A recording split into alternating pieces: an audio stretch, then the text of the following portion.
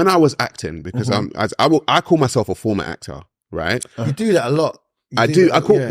Because when I was doing it, because my throwaway into acting came in school, and I was a bad child. Like when I say bad, I mean you only had to look at me the wrong way and I would fight you, right? And that was in primary school. When I got to secondary school, I was allowed to get away with the things that I wasn't allowed to get away with when I was in drama class. And that's what made me act, because I used to run around and jump walls and do all kinds of stuff and get in trouble for it. And I specifically remember, because what's funny is that I went to school with Ashley Waters, right? And we had a drama teacher called Miss Tricker. Miss Tricker said to us, we were all in the class, I'll never forget. She said, everyone run around the class and act like an animal.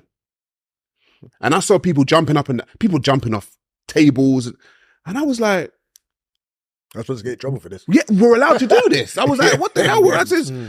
And that's when I fell in love with acting. And that's why I started acting. Interesting. That's why because I was allowed to, let's say, channel my energy. You had a home for the energy that, yeah. Because we're creatives. Yeah. Ultimately, we're creatives. So no matter the route in, like, so to give a prime example, I was doing MTV and all these shows that I got iconic praise for, and I wasn't happy because I didn't want to be a presenter. You want to be an actor? I wanted to be an actor. Wow. And I remember, you may be able to Google this, I don't know if you can, but I was at the peak of I call it my first leg of my success, my presenting success. Right. So I've got the #1 show on MTV. Things are just going, they couldn't go any better. And I would come up with these things like, who the man, you the man, just because I was bored, right? These are what I'm trying to say. Like when I used to do MTV, the singled out and the sayings like, if you don't match, you don't get the catch and you gotta go. I did those things because I was bored, because I felt like I wasn't being pushed. Right. So anyway, a caller called in and I said, who's the man? You the man? Who's the caller? So-and-so's the caller. So they said, I want to request this video. And I said, but this is live. She goes, but before we go to the video, can I ask you a question? I said, yeah. And I'm, hype, blah, blah, blah.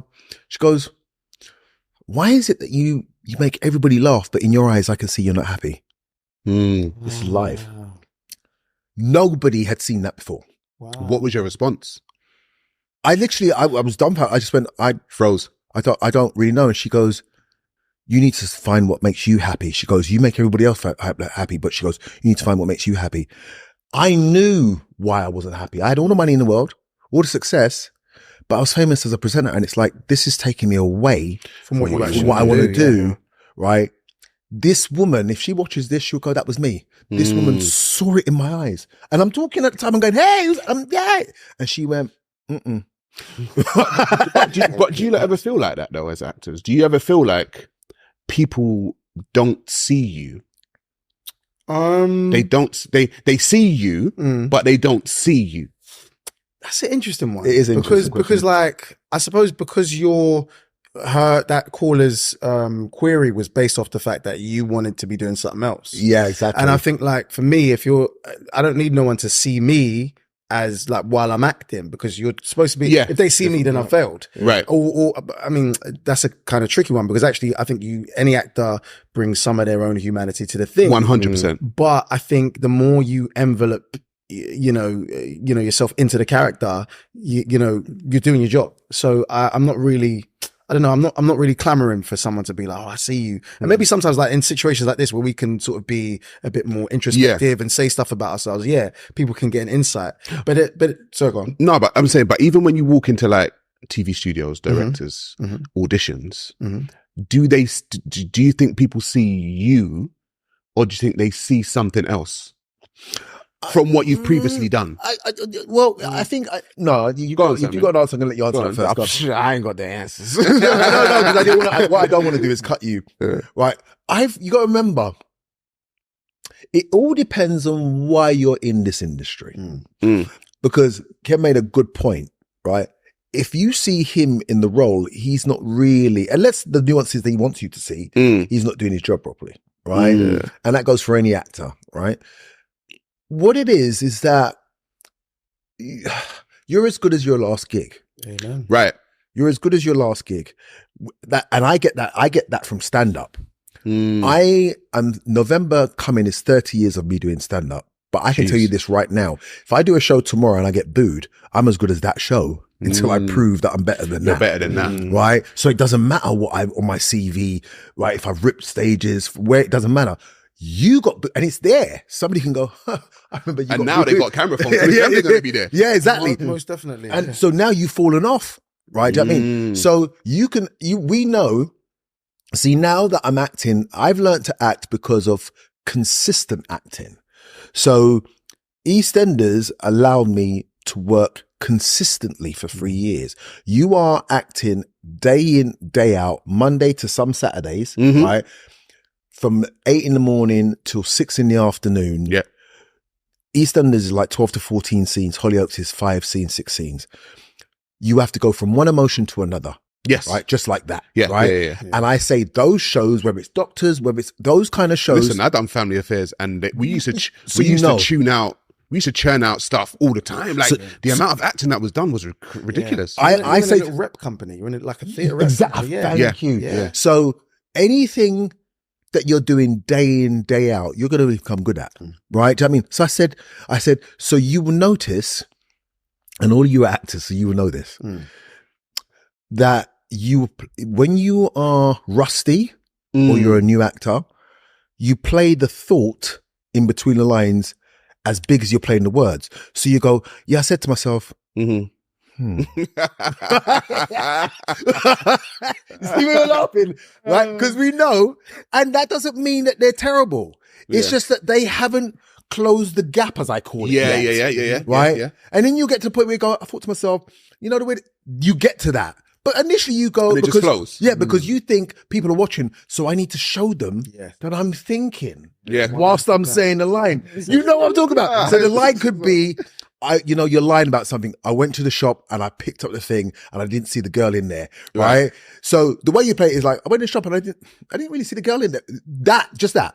But what a new actor would go, I went to the shop and I didn't see the girl in there. Yeah. Right? That pause. Doesn't mean they're bad. That's why they call them Please pregnant understand pauses. that. No. It's actually just match fitness. Now, There you I've go. got to say There something you about go. doing soaps, because years ago there was a thing, there was a mindset that, doing a soap, you're going to be a bad actor or anything like that. I actually, as you made the point about like constantly getting to act. I did Doctors for like 2 years, and it's actually one of the most like educational experiences of my life, because you're over like, you might be working on 3 different scripts on different blocks with different directors, and you got to go in this block you're wearing 3 different costumes 100%, and you're learning things about performance. You're also learning things about being your own director, because that's actually what a director told me. Like I'll never forget this director called Michael Bay Clifford, like really, really good guy.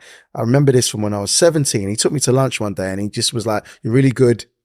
One thing you've got to really do is just make sure you become your own director, because sometimes people will give you notes that you might not agree with, and just make sure you're always on your stuff. And I actually really took that to meaning like, make sure you're on it. Make sure you're really on it. And so, you might have to watch, in one block, they might have said your favorite color was red. And in this new script, because the writer is across different things, your favorite color is blue. And it's like, so you're having to just be like, no, actually, I said it was red in the last one. So just stuff like that. And you learn, and you actually really just learn stuff like that. So you're dealing with so much scripts. You're actually learning how to learn lines really quickly, which could be good and bad, because like on a film or a longer form project, you might have more time to do your, for the drama school folks, you do your unit in and do all your beats and all that type of stuff. But actually it just teaches you a certain confidence. You use the word, because your horoscope, you said, Taurus, you've got a bullish energy. It does teach you to be bullish and fearless on set. It So does. when they say action, you're not like, rabbit in headlights, you're just going. I attack. Yeah, you attack, and then you do the thing, and you attack how the scene is supposed to be attacked. That's right. So I actually do think a soap is an incredible training. It's great. ground. It's one of the best. Incredible training. one of ground. Can the I best. ask you a question, Samuel? Yeah, you see, because you're like of the younger generation of actors, right? We've got like older people here. What have you seen change growing up in the black entertainment industry? Boy, Yeah, go on. I've seen quite a few things change, man. I think the use of social media. Okay. I think because I was growing up when like Twitter came out and Instagram came out and stuff like that. But obviously before that, there was none of that. There was you know what I'm nothing. saying? So obviously, the way actors got work and go around and stuff like that was completely different. Free agents. Yeah. And now everything's sort of like everyone's saying, "Oh, just do videos, slap them online, blah, blah, you get famous that way, blah blah." I'm just seeing the whole thing change, and I'm like, I don't know, man. I don't really. Me and social media's got a love-hate relationship. I don't want to come on there and just post nonsense or, like indulge